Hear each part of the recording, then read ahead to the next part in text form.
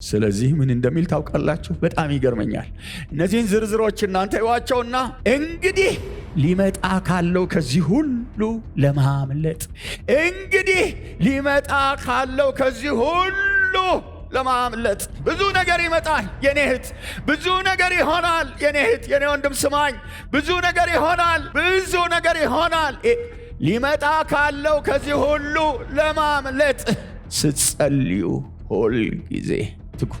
ቅድም ፊታቸው የተደቀነ ብርቱ መከራ ነበረ። አሁን ግን ሊመጣ ካለው ነው የሚለው፣ ከፊታቸው ካለው ለማምለጥ ሊመጣ ካለው ከክፉ ሁሉ ለማምለጥ ስትጸልዩ ሁል ጊዜ ትጉ። ጸሎት የሚቋረጥበት ጊዜ የለም። የፈለግነው ምክንያት ፈጥረን የደለበ ምክንያት አምጥተን የሰባ ምክንያት አምጥተን ልናቋርጥ አንችልም። በሰው ልጅ ፊት ለመቆም እንድችሉ አንድ ቀን ጌታ ይመጣል። ቤተ ክርስቲያን የምትጠብቀው የመጨረሻው ነገሯ ይሄ ነው። ሙሽራውን ትጠብቃለች። ሙሽሪት በሰው ልጅ ፊት ለመቆም እንድችሉ፣ በጌታ ፊት ለመቆም እንድችሉ ስትጸልዩ ሁል ጊዜ ትጉ። በጌታ ፊት መቆም እንድችሉ ሁል ጊዜ ትጉ። ለነ ጴጥሮስ ብቻ አድርገን እንዳናስብ። እኔም ከዛ ብዙ አርቅም፣ ግን ከሱ ጋር አያይዘን ወደ አንድ ዋና ሐሳብ ላይ እናተኩራለን። ጌታ ኢየሱስ ክርስቶስ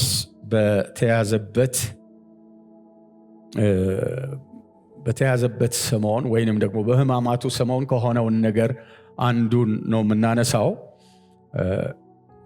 ሉቃስ ምዕራፍ 22 ላይ እናነባለን። ሉቃስ ምዕራፍ 22 ከቁጥር 39 እስከ 46 አብረን እናነባለን። ወጥቶም እንደ ልማዱ ወደ ደብረ ዘይት ሄደ፣ ደቀ መዛሙርቱም ደግሞ ተከተሉት። ወደ ስፍራውም ደርሶ ወደ ፈተና እንዳትገቡ ጸልዩ አላቸው። ከእነርሱም የድንጋይ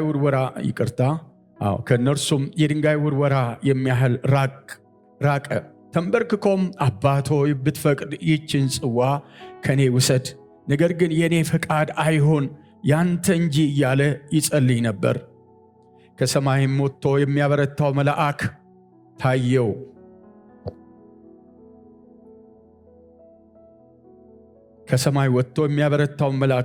በፍርሃት ሲጣጣር አጽንቶም ይጸልይ ነበረ። ወዙም በምድር ላይ እንደሚወርድ እንደ ደም ነጠብጣብ ነበረ። ከጸሎትም ተነስቶ ወደ ደቀ መዛሙርቱ መጣና ከሐዘን የተነሳ ተኝተው ሲያገኛቸው ስለምን ትተኛላችሁ? ወደ ፈተና እንዳትገቡ ተነስታችሁ ጸልዩ አላቸው ይላል። ከጌታ ኢየሱስ ክርስቶስ ጋር ደቀ መዛሙርት ብዙ አሳልፈዋል። ብዙ ሲያሳልፉ ቆይተው ብዙ መልካም ቀን ደግሞም ፈተናም ውጣ ውረድም አሳልፈዋል ከሱ ጋር። ጌታ ኢየሱስ ክርስቶስ በከበረበት ዕለት እነሱም ከብረው ማለት ነው። ደግሞ ሲሰደድ ሲያባርሩትም ከሱ ጋር ብዙ ነገር አሳልፈዋል። ጌታ ኢየሱስ ክርስቶስ በምድር ላይ ሲያገለግል ቆይቶ ወደ አገልግሎቱ መጠናቀቂያ ሲደርስ ደጋግሞ ለደቀ መዛሙርቱ የሚነግራቸው ነገር ትዝ ይላችኋል። ሰዓቱ ደርሷል እያለ ስለ ሰዓት መድረስ ይነግራቸዋል። ጊዜው እንደደረሰ አውቀው ይላል። ሰዓቱ ደርሷል፣ የመሄጃው ጊዜ እንደደረሰ ወደ አብም ቀርቦ ሲጸልይ ታያላችሁ። ጊዜው ደርሷል፣ ሰዓቱ ደርሷል፣ ጊዜው ደርሷል። አሁን ይሄ ጊዜው ደርሷል ብላችሁ በቃ የተለመደ ነው። ምንም አዲስ ነገር አናስብም። እነሱም ያን ኑሮን ኖረውታል፣ ለምደውታል። ግን ጊዜው ደርሷል እያላቸው ነው። ጊዜው ደርሷል። አሁንስ ምን ትርጉም ይሰጠናል? ጊዜው ቢደርስ ምን ትርጉም ይሰጠናል? ለኛ ሁሉ ነገር እንደነበረ ሲንቀሳቀስ ነው የምናየው።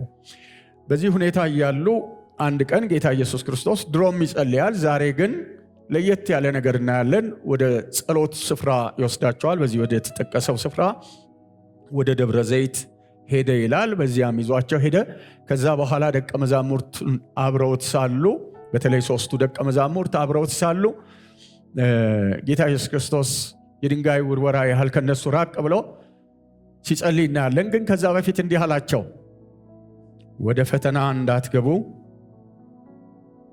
ይሁት ቁጥር 40 ላይ ወደ ፈተና እንዳትገቡ ምን አድርጉ? ጸልዩ። ፈተና አለ፣ ወደ ፈተና እንዳትገቡ ትጉና ጸልዩ አላቸውና እሱ ጸሎቱን ቀጠለ። እነሱም እንዲጸልዩ ታዘው ወደ ጸሎቱ ስፍራ ሄዱ። ጌታ ኢየሱስ ክርስቶስ ሲጸልይ ቆይቶ ሰዓቱን ምን ያህል ሰዓት እንደጸለየ ባናውቅም ግን ጌታ ኢየሱስ ክርስቶስ ከኔ ጋር 1 ሰዓት እንኳን ልትተጉ አልቻላችሁም በሌላ ወንጌል እንደሚል ሲጸልይ ቆይቶ ወደ እነሱ መጣ። ሲመጣ እንደምታዩት ቁጥር 45 ላይ ከጸሎትም ተነስቶ ወደ ደቀ መዛሙርቱ መጣና ከሐዘን የተነሳ ተኝተው ሲያገኛቸው ስለምን ትተኛላችሁ? ስለምን ትተኛላችሁ? ወደ ፈተና እንዳትገቡ ተነስታችሁ ጸልዩ። ስለምን ትተኛላችሁ? የመኝታ ጊዜ ነው እንዴ? ጌታ ኢየሱስ ክርስቶስ ይህን ሰዓት የምን ሰዓት ነው አላለው። የመኝታ ጊዜ አይደለም፣ ግን ተኝተዋል። ስለምን ትተኛላችሁ? ወደ ፈተና እንዳትገቡ ለሁለተኛ ጊዜ ተነሱና ጸልዩ። ክፍሉ እንደሚነግረን ከሐዘን የተነሳ ተኝተው አገኛቸው ይላል። ምናልባት ይሄዳለው የሚለው በዮሐንስ ወንጌል እንደተጠቀሰው እነሱን ያሳዘነ ግን የእግዚአብሔር ፈቃድ የሆነ የእግዚአብሔር ፈቃድ እየሆነ ነው። ትዝ ይላችኋል ጌታ ኢየሱስ ክርስቶስ ለደቀ መዛሙርቱ ይሄዳለው ስላልኳችሁ አዝናችኋል፣ ግን ቢሄድ ይሻላችኋል። እነሱን ያሳዘነ ግን የእግዚአብሔር ፈቃድ የሆነ አንዳንድ ነገር የእግዚአብሔር ሐሳብ ትክክለኛ የእግዚአብሔር ሐሳብ ሆኖ እኛን ሊያሳዝነን ይችላል። እነዚህ ሰዎች በዚህ ምክንያት ሊሆን ይችላል ያዘኑት። ጊዜው የፈተና ጊዜ እንደሆነ ጌታ ኢየሱስ ክርስቶስ ጠቁሟቸዋል። እነሱ መኝታ ላይ ሆነው በተደጋጋሚ የተቀሰቀሱ ባሉበት ሁኔታ ስለ ጌታ ኢየሱስ ክርስቶስ ደግሞ እንመልከት። ጌታ ኢየሱስ ክርስቶስ ተንበርክኮ ይጸልይ ነበር ይላል። እነሱ ይተኙ እንጂ ኢየሱስ ክርስቶስ በዚያ ሰዓት ተንበርክኮ ይጸልይ እንደነበረ እናያለን። ተንበርክኮ ይጸልይ ነበር። ተንበርክኮ ሲጸልይ የሆነውን ነገር ወይም ጸሐፊው እንደጻፈልን የተጠቀመውን ቃል የጸሎቱን ቃል አቅርቦልናል። እንዲህ አለ፣ ብትወድስ ይችን ጽዋ ከኔ ትለፍ። ጽዋ አለች፣ ይቺ ጽዋ ከኔ ትለፍ ብሎ ሲጸልይ ሲማጸን እናያለን። ቀጥሎም የኔ ፈቃድ አይሁን። ለጌታ ኢየሱስ ክርስቶስ ያ የጸሎት ስፍራ የአባቱን ፈቃድ የጠየቀበት ቦታ ነው። እችም ቀላል አይደለም። የራስ ፈቃድ የራስ ሐሳብም እያለ ፈቃድህ ትፈጸም ብሎ ማለት በተለይ እንደ ሰብአዊ ሰው ቀላል አይደለም።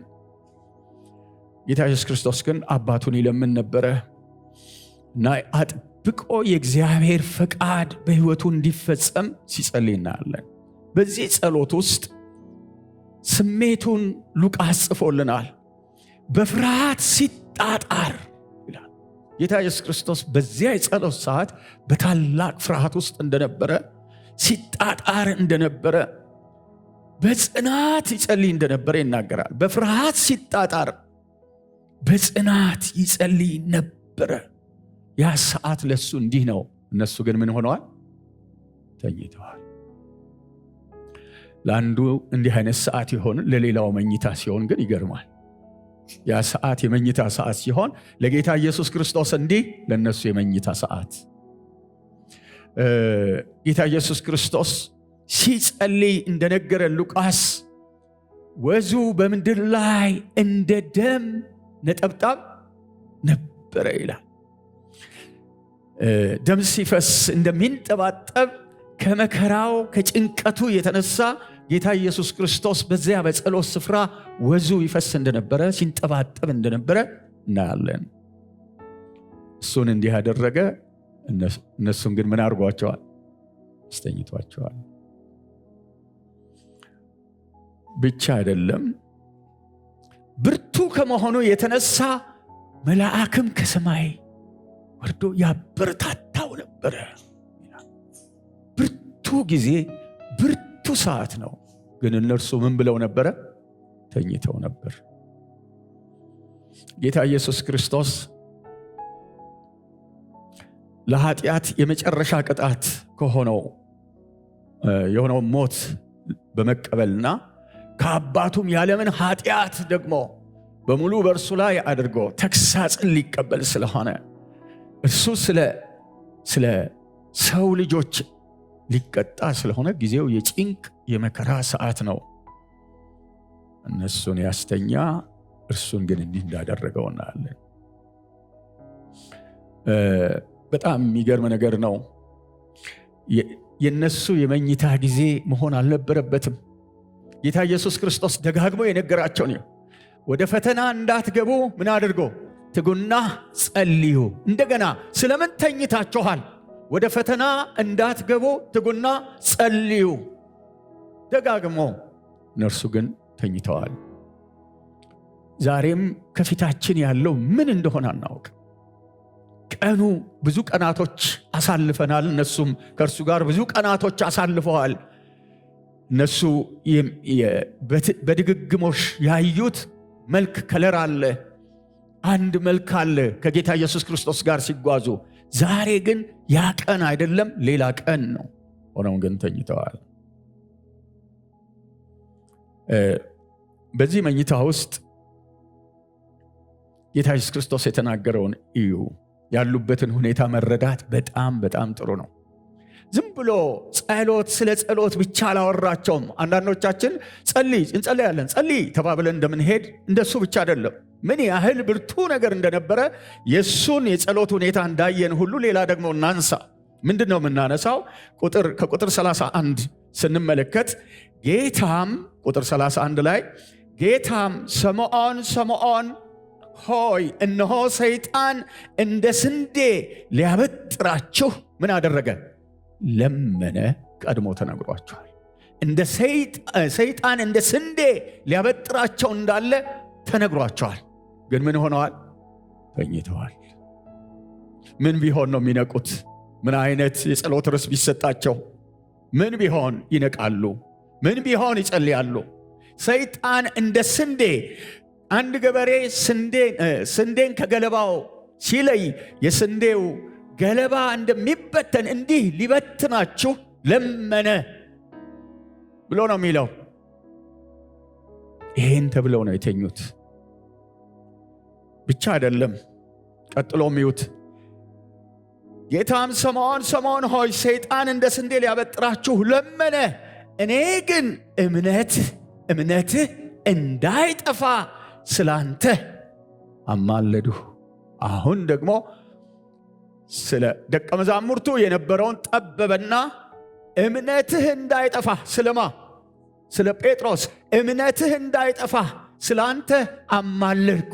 አሁን ደግሞ የተነጣጠረው ማን ላይ ነው? ጴጥሮስ ላይ። ስላንተ አማለድኩ፣ ስላንተ ጸለይኩ፣ እምነትህ እንዳይጠፋ። ስለዚህ ይሄ ፈተና ምን የሚያጠፋ ነው? እምነት የሚያጠፋ ነው። ያንን እምነት፣ ያንን ጉልበት፣ ያንን አቅም፣ በጌታ ላይ ያለን ትምክህት የሚያጠፋ ነው ይሄ ፈተና። እንደ ሌላው ቀን አይደለም።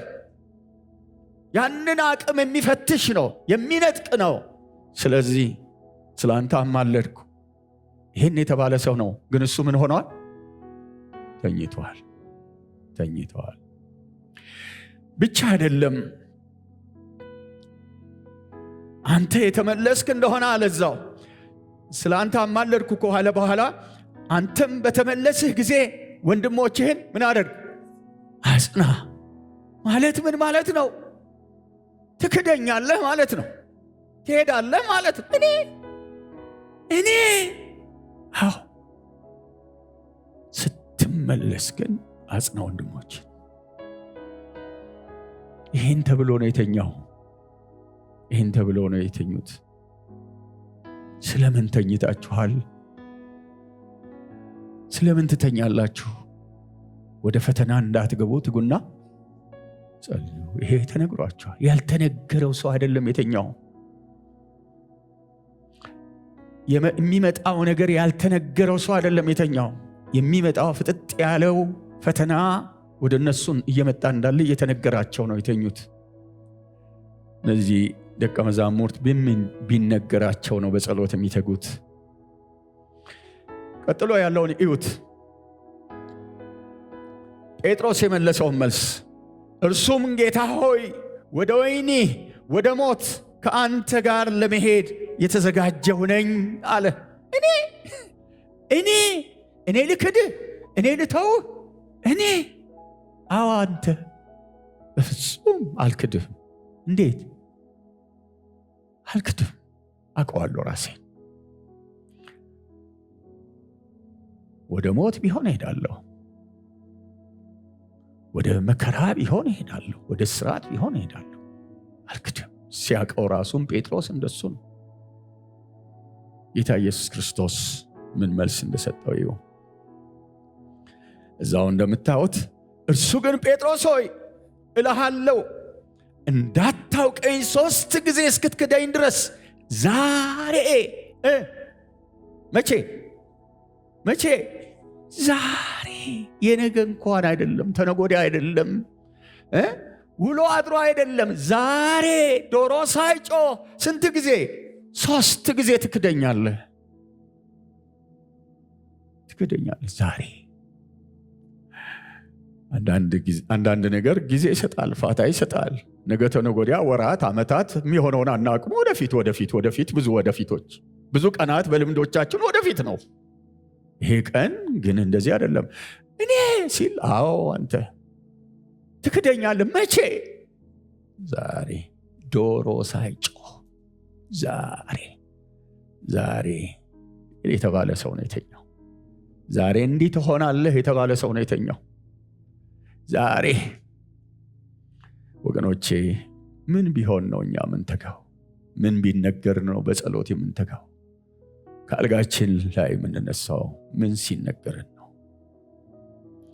ይሄም ብሎ ወደ ጸሎቱ ስፍራ ወስዶ እሱ እንደዚያ እየቃተተ ስለነሱም እየቃተተ ቀድሞም ያለውን ይሁ አሁንም ስለነሱና ስለ ሰው ልጆች እሱ ስለሚቀበለው ጽዋ የማለደ፣ እነሱ ግን ተኝተዋል። ምን አይነት የጸሎት ርዕስ ቢቀርብ ነው? እነዚህ ሰዎች ጸሎት ያልተማሩ ናቸው ወይ እንዳትሉ፣ ጸሎት የተማሩ ሰዎች ናቸው። ስለ ጸሎት ተንትነው ይነግሯችኋል። ስለ ጸሎት ያልተማሩ ሰዎች አይደሉም መጸለይ ያቃታቸው ወይንም ማይጸልዩ ወይንም የተኙ። ስለ ጸሎት የተማሩ ሰዎች ናቸው የተኙት። ይህንንም በደንብ መገንዘብ ጥሩ ነው። ያሉበትን ጊዜ ለመረዳት አሁንም ሌላ ነገር እናንሳ። ቁጥር 22 ላይ ነገር ግን አሳልፎ የሚሰጠኝ እጁ በማዕድ ከእኔ ጋር ናት። ምን የሚለኝ? አሳልፎ የሚሰጠኝ። ትክደኛለህ ብቻ ሳይሆን ከመካከላቸው አንዱ ምን ያደርገኛል? አሳልፎ ይሰጠኛል። ይህን የተባለ ሰው እንዴት አይጸልይም? ከእናንተ መካከል አንዱ አሳልፎ ይሰጠኛል፣ እጁ በማዕድ ከኔ ጋር ናት ተብሎ ቀደም ብሎ በዚሁ ምዕራፍ ላይ ተነግሯቸዋል። ስለዚህ እንዴት አይጸልዩም? ይሄ ሁሉ የተነገረው ሰው እንዴት አይጸልይም? ምን ቢነገራቸው ነው የሚጸልዩት? በጣም የሚገርም ነገር ነው። ቅድም ወንድማችን እንደተናገረው ይሄው ይሁዳ ቁጥር 6 ላይ እዚሁ ምዕራፍ ላይ ምቹ ጊዜ ይፈልግ ነበር፣ አሳልፎ የሚሰጥበትን ሰዓት፣ እነሱን ያሉበትን ሁኔታ አጥንቶ፣ ጊዜውን አጥንቶ ምቹ ሁኔታ ጌታ ኢየሱስ ክርስቶስን አሳልፎ የሚሰጥበትን ጊዜ፣ ምቹ ሁኔታ። አረ ጠላት ምቹ ጊዜ እየፈለገ ነው። ምቹ ሰዓት እየፈለገ ነው። ቀድሞ ወንድማችን በደም ተናግሯል። ምቹ ሰዓት እየፈለገ ነው።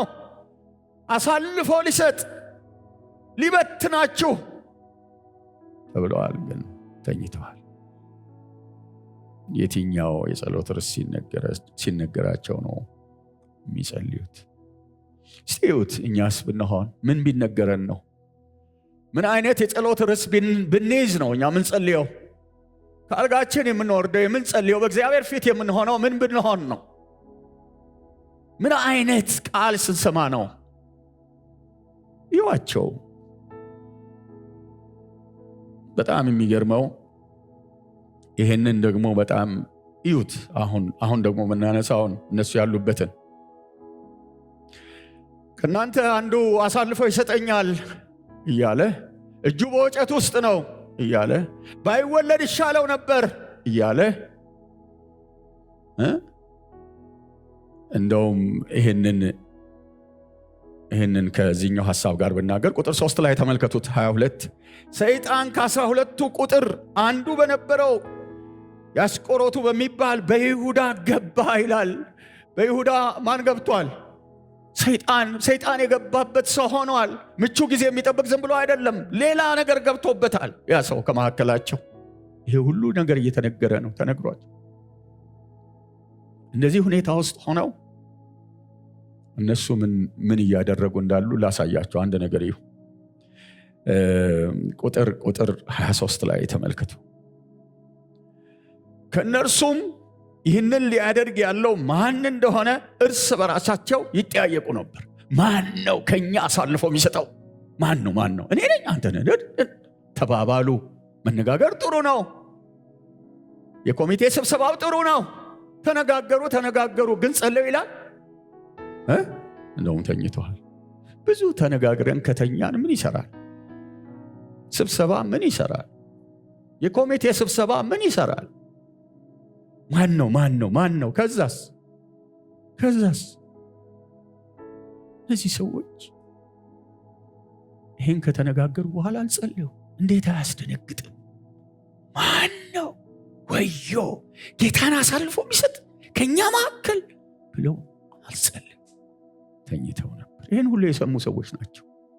ይህንን እድል ተሰጥቷቸው የተወያዩ ሰዎች ናቸው።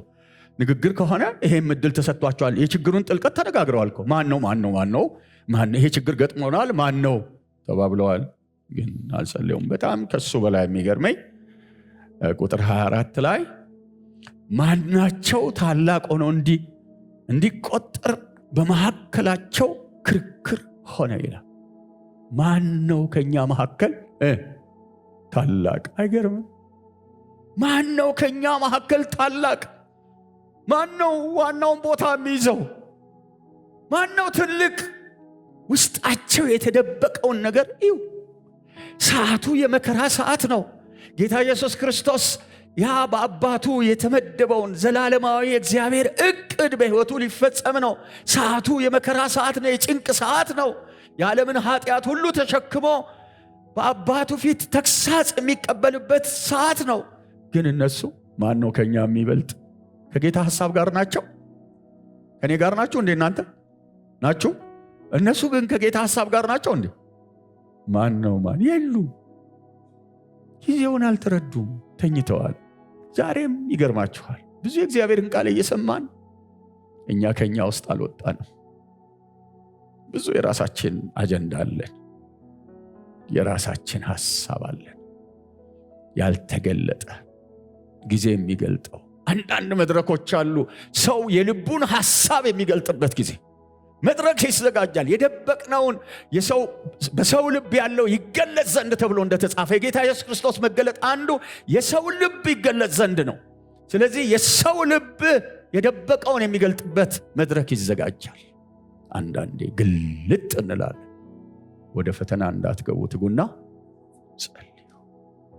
አልጸልዩ። ስለዚህ በዚህ ሁኔታ ውስጥ እንዳሉ እዩ ውስጣቸው በምን እንደተያዘ። እንደውም ጊዜውን ጌታ ኢየሱስ ክርስቶስ ሲያስረዳ ምን አይነት ጊዜ እንደሆነ ተመልከቱ። ቁጥር 53 ላይ እንደዚህ ይላል፣ በመቅደስ ዕለት ከእናንተ ጋር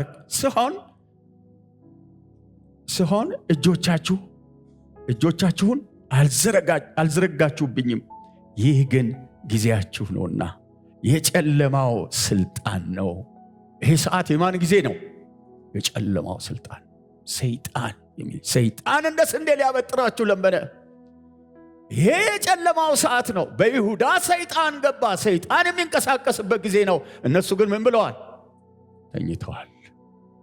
መተኛት ተኝተዋል። ምናልባት በጣም ጥሩ ምክንያት ለመኝታ ጥሩ ምክንያት ሊኖራቸው የደለበ ምክንያት ሊኖራቸው ይችላል። እኛም እያንዳንዳችን ለመተኛት የሚሆን በጣም የደለበ የወፈረ የሰባ ምክንያት ሊኖረን ይችላል ለመተኛት የሚያበቃ። እነሱም አዝነናል ሊሉ ይችላሉ። ከሐዘን የተነሳ ተኝተው አገኛቸው። በጣም ጥሩ ጥሩ ምክንያቶች ሊኖሩን ይችላል። በብዙ ምክንያቶች ውስጥ ተደብቀን ጸሎት የተውን ሰዎች እንደገና እግዚአብሔር ዕድል የሰጠን ይመስለኛል ይህን ቃል ለመስማት። በጣም የወፋፈሩ ምክንያቶች ያሉን ሰዎች አለ። ለምን አትጸልይም? ለምን መሰለህ? እሺ ለምን መሰለህ? ብዙ ምክንያቶች አሉ። ብዙ ምክንያቶች ውስጥ ተደብቀን ይሆናል። እንዲህ ይላል የእግዚአብሔር ቃል፣ በብዙ ምክንያቶች ውስጥ እንደበቅ እንጂ እንደዚህ ይላል። ከቁጥር 30 ምዕራፍ 21 እዛው ምዕራፍ 21 ከቁጥር 32 ከቁጥር 34 ይቅርታ ከ34 እስከ 36 ነገር ግን ልባችሁ በመጠጥ ብዛትና በስካር ስለ ትዳር በማሰብ እንዳይከብድ ያ ቀን በድንገት እንዳይመጣባችሁ ለራሳችሁ ተጠንቀቁ። በምድር ሁሉ ላይ በሚቀመጡ ሁሉ እንደ ወጥመድ ይደርስባቸዋልና። እንግዲህ ሊመጣ ካለው ከዚህ ሁሉ ለማምለጥ በሰው ልጅ ፊት ለመቆም እንድችሉ ስትጸልዩ ሁልጊዜ ትጉ ይላል። ይገርም ነው። የሚያስተኛ ነገር አለ እዚህ። አሁን እሱን አልጠቅሰውም። የሚያስተኛ ነገር አለ። ግን እንዲህ ይላል፣ ይሄ ነገር እያለ ግን እንግዲህ ሊመጣ ካለው፣ ይሄ ምዕራፉን ብታነቡት የመጨረሻው ዘመን ማቴዎስ 24 ላይ እንዳለው በመጨረሻው ዘመን ሊሆነ ያለውን እየተናገረ መጥቶ ነው ይሄን የሚለው። በመጨረሻው ዘመን ከአመፃ ብዛት የተነሳ የብዙ ሰዎች ፍቅር ምን ትሆናለች? ትቀዘቅዛለች። አይደለም እንዴ?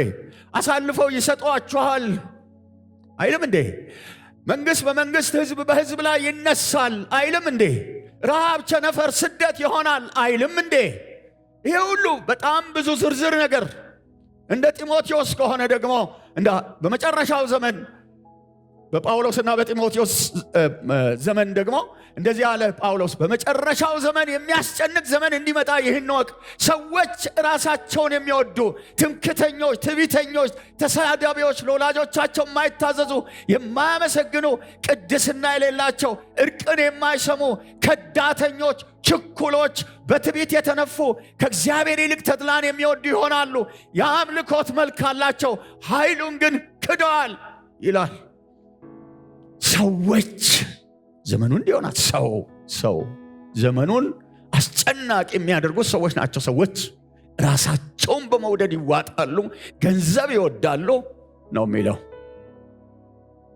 ስለዚህ ምን እንደሚል ታውቃላችሁ? በጣም ይገርመኛል። እነዚህን ዝርዝሮች እናንተ ይዋቸውና እናያቸውና እንዲህ ይላል፣ እንግዲህ ሊመጣ ካለው ከዚህ ሁሉ ለማምለጥ።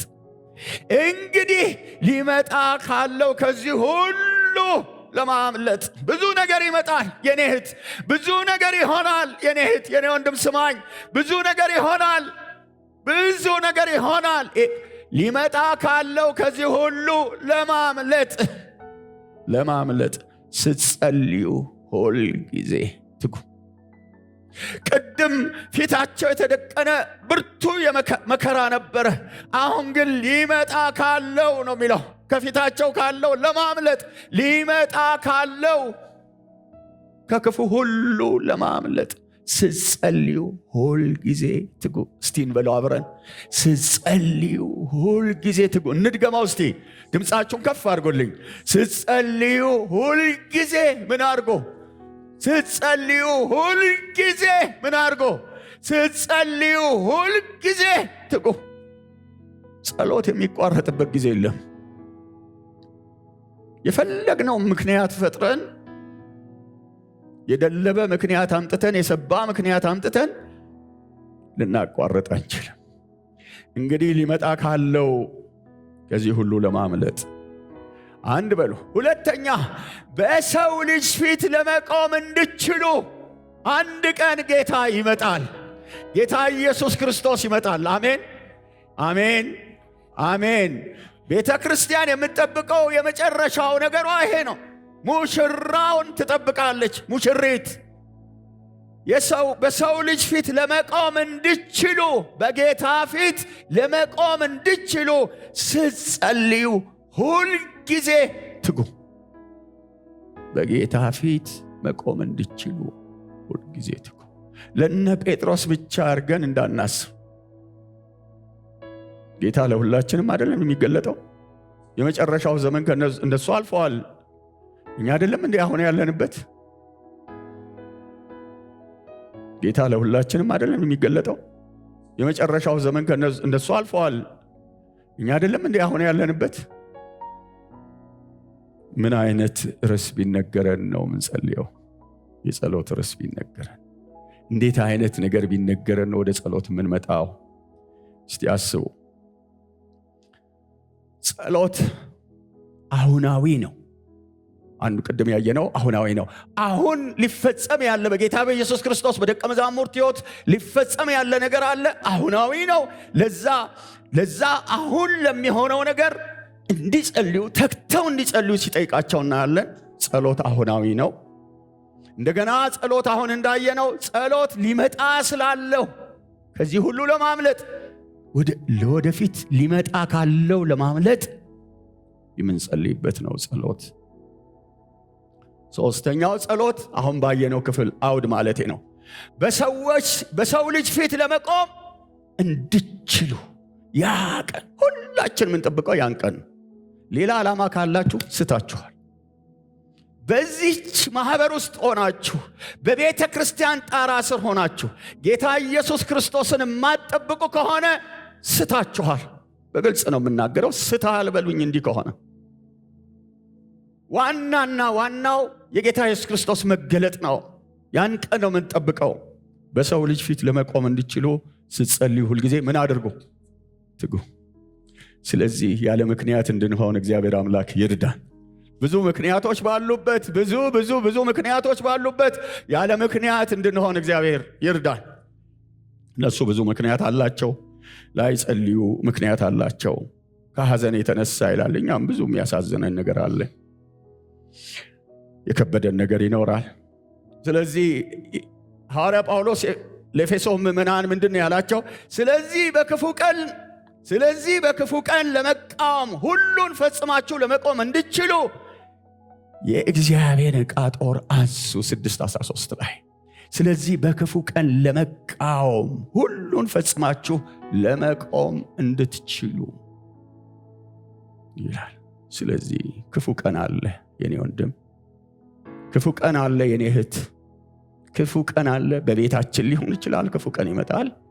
በትዳራችን ሊሆን ይችላል፣ በልጆቻችን መካከል ሊሆን ይችላል፣ በኑሯችን ሊሆን ይችላል፣ በኢኮኖሚያችን ላይ ሊሆን ይችላል፣ በጤንነታችን ላይ ሊሆን ይችላል፣ የሆነ ነገር ሊሆን ይችላል፣ እንደ ሀገር ሊሆን ይችላል፣ የትኛውም ነገር ሊሆን ይችላል፣ በቤተ ክርስቲያን ሊሆን ይችላል። ነገር ግን ስለዚህ በክፉ ቀን ለመቃወም ሁሉም ፈጽማችሁ ለመቆም እንድችሉ የእግዚአብሔርን ዕቃ ጦር ምን አድርጎ አንሱ። ጸሎት ይነሳ፣ ቃሉ ይነሳ። የጽድቅ ኑሮ በአየር ላይ ብዙ ጳውሎስ የሚጠቅሰውን እዩ። ክፉ መንፈሳውያን ሰራዊቶች ስራ ላይ እንዳሉ ይናገራል። የዲያብሎስን ሽንገላ ለመቃወም እንዲችሉ ይላል። ብዙ ነገር አለ። ስለዚህ ያንን ለማሸነፍ በእግዚአብሔር ፊት እንዴት መሆን እንዳለብን ማሰብ ነው። የጣልነውን ነገር ሁሉ ማንሳት ያለብን ጊዜ ይመስለኛል። በንግግር ብዛት የትም አንደርስም። ትንተና በትንተና ቃሉ ግን የሚለው ወደ ጸሎት እንድንመጣ ነው። ብዙ ትንተናዎች አሉ። ስለ አንድ ነገር ይነሳ ትንተና ግን እኛ ግን ፈቀቅ አላልንም። በዛም ዘመን ከተፈለገ እኮ በዚያም ዘመን እነዚህ ሰዎች በሮም ምን ውስጥ ነበሩ? ቅኝ ግዛት አልነበረው እንዴ? እነሱም እኮ ብዙ ጥያቄ ያላቸው፣ ጥያቄ ስላሌላቸው አይደለም። እነሱ እኮ ብዙ ጠይቀውታል ጌታ ኢየሱስ ክርስቶስን። ብዙ ጥያቄዎች ባሉበት እግዚአብሔር ትጉና ጸልዩ ይላል።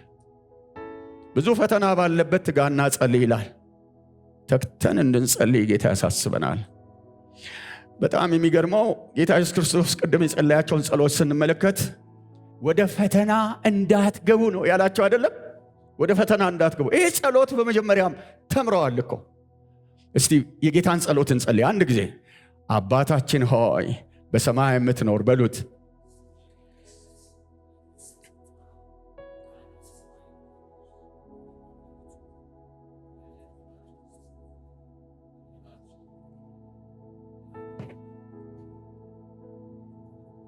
አቤቱ አቆሙልኝ። አቤቱ አልተማሩም እንዴ? አልተማሩም? እንደውም ጸሎት አስተምረን ብለው አይደለም የተማሩት? ጸሎት የተማረ ሰው አቋም የት አለ ታዲያ? ጸሎት አስተምረን አላሉም እንዴ? እኛንም አስተምረን ይሄው አስተምሯቸዋል። እኛ ሁሌ የምንለው አይደለም ፈተና ወደ ፈተና እንዳታገባን ብለው እንዲጸልዩ። ወደ ፈተና አታግባን። ዛሬም እግዚአብሔር ከፈተና ይጠብቃችሁ። የጸሎታችን ርዕስ ሊሆን ይገባል። ፈተና ወገኖች እንዳትገቡ ነው። መግባት አለ ወደ ፈተና። ወደ ፈተና መግባት አለ በብዙ ምክንያት።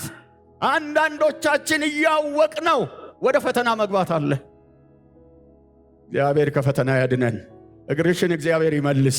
እግዚአብሔር እግርህን ይመልስ ከፈተና። መሸነፍ በኃጢአት መውደቅ በኃጢአት አለ።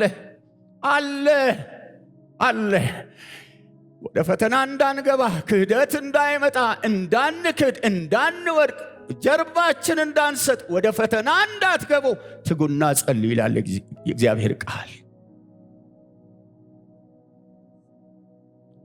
ቀጥሉ። ጸሎትም ከፈተና አድነን ብለን አይደል ያቆምነው? ከፈተና አድነን። ከዛስ መንግስት ያንተ ናትና ከዛ በፊት ከፈተና አድነን፣ ከክፉ አድነን እንጂ የሚል ቃል አለ አይደል? ክፉ እንዳለ ነግሯቸዋል። ከክፉ አድነን ብላችሁ ጸልዩ። እስቲ እንበለው። ከክፉ አድነን። እጃችሁን አንሱና እስቲ ከክፉ አድነኝ በሉ። ከክፉ አድነኝ እግዚአብሔር ሆይ። ጸሎታችሁ ይሁን እስቲ። ከክፉ አድነኝ፣ ከፈተና አድነኝ፣ ከፈተና አድነኝ፣ ከክፉ አድነኝ። ከክፉ አድነኝ ብለህ ጸልይ ነው እኮ የሚለው። ከክፉ አድነኝ ብለህ ጸልይ እኮ ነው የሚለው። ከክፉ አድነን እግዚአብሔር ሆይ፣ ከክፉ አድነን ብላችሁ ጸልዩ ነው እኮ የሚለው። እግዚአብሔር ከክፉ ያድነን። እግዚአብሔር ቤታችሁን ከክፉ ያድን። እግዚአብሔር ልጆቻችሁን ከክፉ ያድን። እግዚአብሔር ምድራችሁን ከክፉ ያድን። እግዚአብሔር ቤተ ክርስቲያንን ከክፉ ያድን። ከክፉ አድነን ብላችሁ ጸልዩ ነው እኮ የሚለው። ነው እኮ ከክፉ አድነን ብላችሁ ጸልዩ ነው እኮ የሚለው። ክፉ አለ። ጳውሎስ ያሳዝነኛል። የመጨረሻው የጊዜ ጥንፋፊ ላይ ሆኖ መጨረሻ ጌታ ከክፉ ሁሉ አዳነኝ ደግሞም ያድነኛል ይላል። በመጨረሻ ጥንፋፊ ላይ እንዴት ከክፉ ያድነኛል ይላል። ልሰዋ ነው እያለ ጌታ ከክፉ ሁሉ ያድነኛል፣ አድኖኛል ይላል። አድኖኛል፣ ያድነኛል፣ ለመንግስቱ ይጠብቀኛል። በመካከል ላይ ክደት እኮ አለ። የኔ ወንድም ልትክድ ትችላለህ። ወደ ፈተና እንዳትገቡ ትጉና ጸልዩ። ዓላማችን ከጌታ ጋር ለዘላለም መኖር ከሆነ ማለት ነው። ለዘላለም ከጌታ ጋር በእግዚአብሔር መንግስት ውስጥ መኖር ከሆነ ሌላ ዓላማ ሊኖረን ይችላል። ይሄ ከሆነ ትጉና ጸልዩ ነው የሚለው። ስለዚህ እንጸልይ። ቤተ ክርስቲያን ልጸልይ ይገባታል። እኔንም እናንተንም እግዚአብሔር ይርዳ። ጴጥሮስ ይሄን ፈተና አልፎ እሱም ተራውን ተመልሶ ወንድሞቹን ካጸና በኋላ እሱም በአገልግሎት ውስጥ የጠቀሰው ነገር ትዝ ይላችኋል። ዲያብሎስ የሚውጠውን ፈልጎ እንደሚያገሳ አንበሳ በዙሪያችሁ ምን ያደርጋል? ይዞራል አላለም እንዴ? እረፍት የለውም አንቺን ለመጣል። ምቹ ጊዜ ቅድም ተነግሮናል። ምቹ ጊዜ፣ ያንቺ ምቹ ጊዜ መቼ እንደሆነ ሲዞር እንዳለ ይነግረናል። ይዞራል። ምቹ ሰዓት፣ ምቹ ቀን፣ ምቹ መውደቂያችንን። ወደ ፈተና እንዳትገቡ ትጉና ጸልዩ። ፈቃድ በሰማይ እንደሆነች አላለም እንዴ? ፈቃድ በሰማይ እንደሆነች ምን ትሁን በምድር ትሁን። አልተማሩም እንደ ይህን ጸሎት? ጌታ ኢየሱስ ክርስቶስ ብቻ ነው እንዴ አባት ሆይ ፈቃድ ትሁን የሚለው? በጣም ከባዱ ነገር በጸሎት ሰዓት አንዱ ብዙዎቻችን በጸሎት ጊዜ እግዚአብሔር ሆይ ይህን አድርግልኝ ያን አድርግልኝ እባክህ እባክህ ብዙ የራሳችን ነገር፣ የእግዚአብሔር ፈቃድ ለማድረግ ግን የሚጸልይ ሰው የለም። ጌታ ሆይ በሕይወቴ ፈቃድህ ይፈጸም ብሎ የሚያመጥ ሰው የለም። ልምዱን እንለዋለን፣ አባታችን ሆይ እንለዋለን ቶሎ ቶሎ። ግን በእኔ ሕይወት ካንተ ፈቃድ ውጭ አንድ ነገር እንዳይሆን ፈቃድ፣ በአገልግሎቴ ላይ ፈቃድ እያለን አንድ ሰብአዊ ሰው የራሱ ፈቃድ እያለው የእግዚአብሔርን ፈቃድ መጥራት በጣም ፈታኝ ነገር ነው። አንዳንድ ቀን ሲታገለኛ ያለው አንዳንድ እውነት ገብቶኝ እሱን ለመጸለይ ይህን ከጸለይኩ በኋላ ቢሆንስ ይሁና። አሜን አትሉም? ፈራችሁት አይደል? የእግዚአብሔር ፈቃድ ባንቺ ላይ ፈቃዱ ቢፈጸምስ? ይፈጸም። እንደ እግዚአብሔር ፈቃድ የሆነ መከራ አለ። አውኮ እንደ እግዚአብሔር ፈቃድ የሆነ መከራ አለ። እንደ እግዚአብሔር ፈቃድ የሆነ መከራ ወገኖቼ የእግዚአብሔርን መንፈስ የክብርን መንፈስ ወደኛ ያመጣል። የእግዚአብሔር ፈቃድ ይፈጸም። ቤተ ክርስቲያን ከእግዚአብሔር ፈቃድ ሸሽታ ልትኖር አትችልም። እኔና እናንተ ማለት ነው። አገልጋዮች ከእግዚአብሔር ፈቃድ ሸሽተው ሊኖሩ አይችሉም የእግዚአብሔር ከሆኑ። ስለዚህ መጸለይ አለብን። ስለዚህ ወደ ፈተና እንዳትገቡ ትጉና ጸልዩ። ምን በሉ? ወደ ፈተና እንዳትገቡ ትጉና ጸልዩ። እስቲ አብረን በለው። ግድ የለም ወደ ፈተና እንዳትገቡ ትጉና ጸልዩ። ስትጸልዩ ሁል ጊዜ መቼ ስትጸልዩ ሁል ጊዜ ትጉ። በዚሁ በሉቃስ ላይ ጊዜ የለንም እንጂ በሉቃስ ላይ ስትመለከቱ ሳይታክቱ ዘወትር ሊጸልዩ እንዲገባቸው ነገራቸው ይላል። ሳይታክቱ። የሚያታክት ነገር አለ። የሚያታክት ነገር ስለጠፋ አይደለም፣ ምክንያት ስለጠፋ አይደለም። የደለቡ ምክንያቶች ባሉበት ሳይታክቱ ዘወትር ሊጸልዩ እንዲገባቸው። በዛ ቦታ የተጠቀሰችው በምሳሌ የተጠቀሰችውን ሴት ተመልከቱ። ይህች ሴት ምክንያት ብትፈጥር በምክንያት ልታደርግ የምችለውን ነገር ተመልከቱ። ጌታ ኢየሱስ ክርስቶስ ስለ ጸሎት በተናገረበት ይህች ሴት በቤቷ ወይንም ደግሞ በአካባቢዋ ክፉ የሆነ ባላጋራ አላት፣ ሌትና ቀን የሚያስጨንቃት። ከዛ ሽሽት ወደ ዳኛ ትሄዳለች እንዲፈርድላት። ክፉ ዳኛ፣ እግዚአብሔርን የማይፈራ ሰውን የማያፍር ሁልጊዜ እያመናጨቀ ያባርራታል። ምክንያት ከተፈለገ የእሷ ምክንያት ይሁት። ኃይለኛ ምክንያት ስትሄድ አመናጭቆይ ይመልሰኛል። ስመለስ ባላጋራዬ በቃኝ፣ አሁንስ ሞት ይሻለኛል ማለት ነበረባት ምክንያት ከተፈለገ። ነገር ግን እቺ ሴት ዘወትር ሁልጊዜ ትሄዳለች፣ ሁልጊዜ ያመናጭቃታል፣ ሁልጊዜ ትሄዳለች፣ ያመናጭቃታል። አንድ ቀን ግን እሱ ራሱ እግዚአብሔርን ባልፈራ ሰውን ባላ ይቺ ሴት ሁልጊዜ እየመጣች እንዳታደክመኝ እፈርድላታል። ስለዚህ ሳትታክቱ ጸልዩ። ግን ምክንያት ሞልቷል። የሚያታክት ብዙ ምክንያት አለ። ትክት የሚያደርግ ታክታችኋል፣ ደክሟችኋል። እግዚአብሔር ቃል ትጉና ጸልዩ ይለናል። ደክሞሻል እንዲህ ይላል። ይሄ ክፉ ዳኛ እንዲህ ካደረገ ለጌታ ኢየሱስ ክርስቶስ እርሱ እንኳ እንዲህ ከፈረደ ሌትና ቀን ወደ እርሱ ለሚጮሁት ምርጦቹ፣ ሌትና ቀን ወደ እርሱ ለሚጮሁት መቼና መቼ? ሌትና ቀን። ለካ ምርጦቹ ሌትና ቀን ይጸልያሉ። ሌትና ቀን ወደ እርሱ ለሚጮሁት ምርጦቹ እንዴት አይፈርድላቸውም? እላችኋለሁ። ምን ይለላቸዋል? ይፈርድላቸዋል። ሃሌሉያ! እስቲ ጨብጨባ አሁን። ይፈርድልሻል፣ ይፈርድልሃል እዛ ቦታ። ስለዚህ ነው የእግዚአብሔር ቃል አንኳኳ የሚለው። አንኳኳ፣ በተዘጋው ደጅ ፊት ቆመ። አንኳኳ፣ ለሚያንኳኳው ይከፈትለታል። አንኳኩ ይልሻል ጌታ። አንኳኳ፣ አትታክት። ለሚያንኳኳው ይከፈትለታል። ላሰበ አይደለም፣ ደጁ ፊት ለቆመ አይደለም፣ አስቦ ዝም ብሎ ለተዋ አይደለም። መጸለይ ፈልጌ ነበር እያለን ለሚያንኳኳው ደጁ ፊት ቆሞ ለሚያንኳኳ አትታክቺ፣ አንኳኩ። አሁንም ሰዓቱ ነው፣ አንኳኩ። አሁንም ጊዜው ነው፣ አንኳኳ። ለሚያንኳኩት የሚል የተስፋ ቃል፣ ለሚያንኳኩት የተስፋ ቃል አለ። ለሚያንኳኩት ምን ይላል? ይከፈትላቸዋል። በጣም የሚገርመኝ እዚህ የተንጠለጠለውን ነገር እዛ ጋር ብታየው ያ ቁጥር ያለበትን የተንጠለጠለበት ነገር አለ የለም? የተስፋ ቃል ወገኖቼ፣ የተስፋ ቃል ባለበት ቦታ እምነት አለ። እምነት በተስፋ ቃል ላይ ያርፋል። ጌታ ብሏል፣ አንኳኩ ብሏል ብለን ስንጸልይ ጉልበት አለ፣ እምነት አለ። ስለዚህ አንኳኩ ብሏል። ራስህ ነው ያልከው ጌታ። አንኳኪ ብለሃል። ከደጅህ አልወጣም፣ ከደጅህ አልጠፋም። አነ አንኳኳለሁ፣ አልታክትም። ጌታ ሆይ እርዳኝ።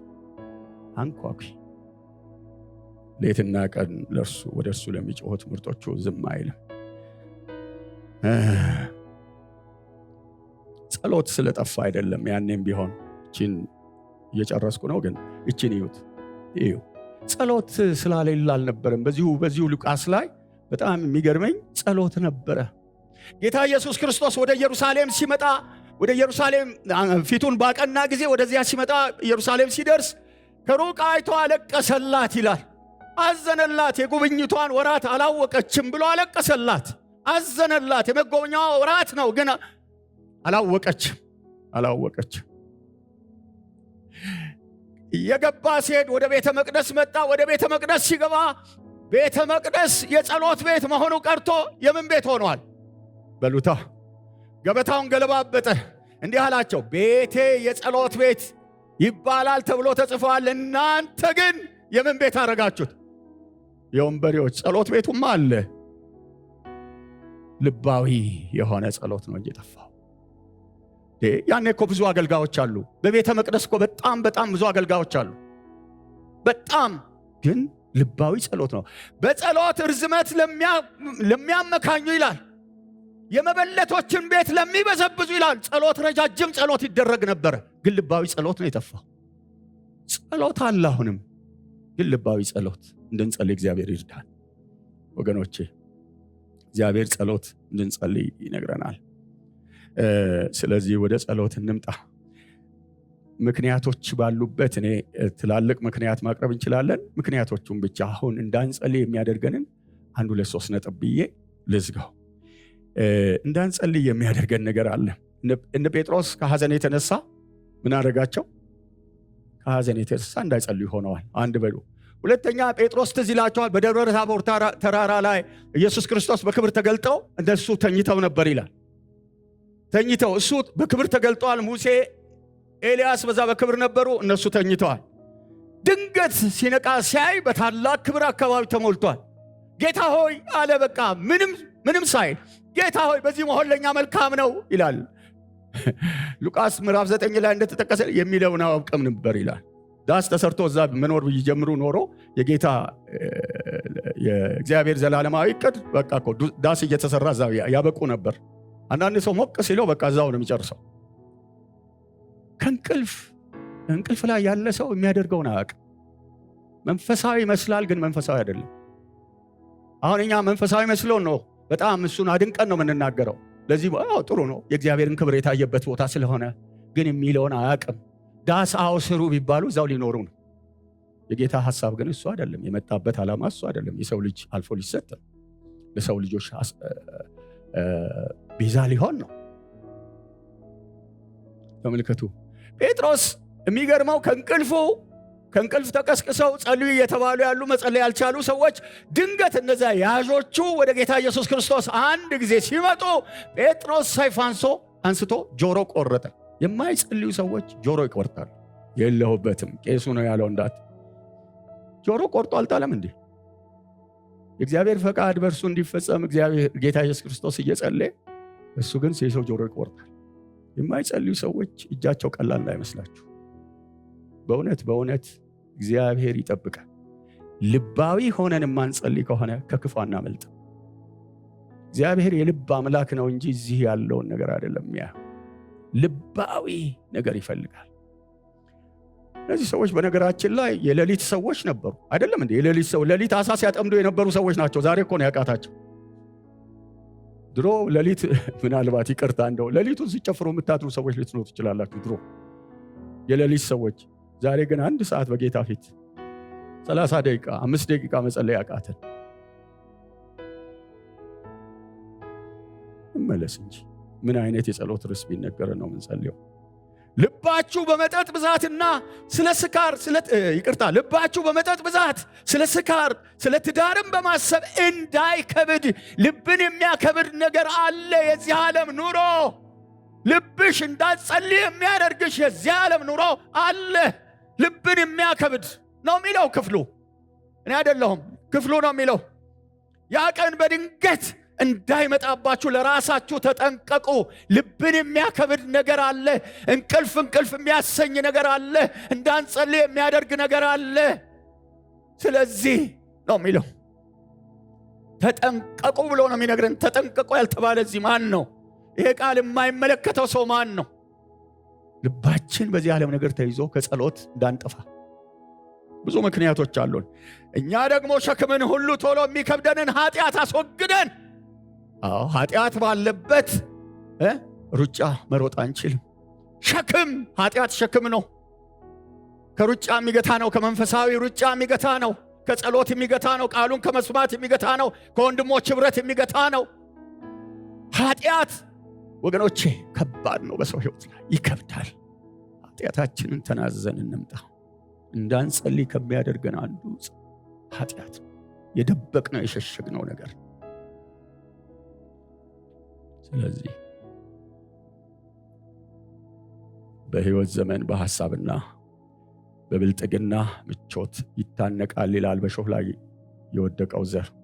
ስለዚህ ምናልባት በዚህ ዓለም ምቾት ነገር ተይዘን ጸሎት አቅቶን ከሆነ በነገር ሁሉ ይላል ጴጥሮስ ደግሞ መልሶ በነገር ሁሉ የነገር ሁሉ መጨረሻ ቀርቧልና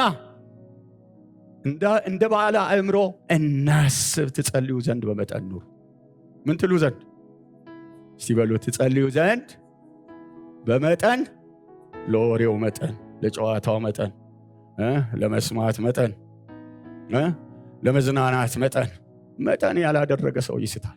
ታውቃላችሁ፣ አናጢ መስማር ሲመታ ቀጥታ የመስማሩን አናት ስለሚያገኝ እንጨት ውስጥ ይገባል። እኛ ግን ልምድ የሌለን ሰዎች ቀጥታ መስማሩን ይዘን ልመታው ስንል ይጣመማል። ለምንድን ነው የሚጣመመው? አናቱን ማግኘት ስለሚያቅተን። መጠን፣ ልክ የማይጠብቅ ሰው ከመስመር ይወጣል። ለመጸለይ እንድችሉ በመጠን ለመጸለይ እንድቺ በመጠን ኑሪ ይልሻል ጌታ። በመጠን እንድትኖር ለመጸለይ እንድችል በመጠን ኑር። በጣም የሚገርመኝ አንዱ ይሄን እንዲህ አድርጌ ልጽቀው መሰል። ተመልከቱ፣ ጸሎት ስለጠፋ አይደለም። ትዝ ይላችኋል የማቴዎስ ምዕራፍ 6 ላይ መንፈሳዊ ነገር ጠፍቶ አይደለም። ይሁት ስጦታ የሚሰጡ ሰዎች ነበሩ። መባ የሚሰጡ ስጦታ የሚሰጡ መባ ወጥተው ወይንም ደግሞ ስጦታ ገንዘብ የሚሰጡ ሰዎች አሉ። ግን አደባባይ ላይ ነው የሚሰጡት። አደባባይ ብቻ አይደለም። ይጾማሉ፣ ይጸልያሉ። ጾማቸው ግን የት ነው ያለው? አደባባይ። ስትጸልይ ይላል አይደል? ስትጸልይ ፊትህን ምን አድርግ? ተቀባ አይልም? እነሱ ገርጥተው ይወጣሉ።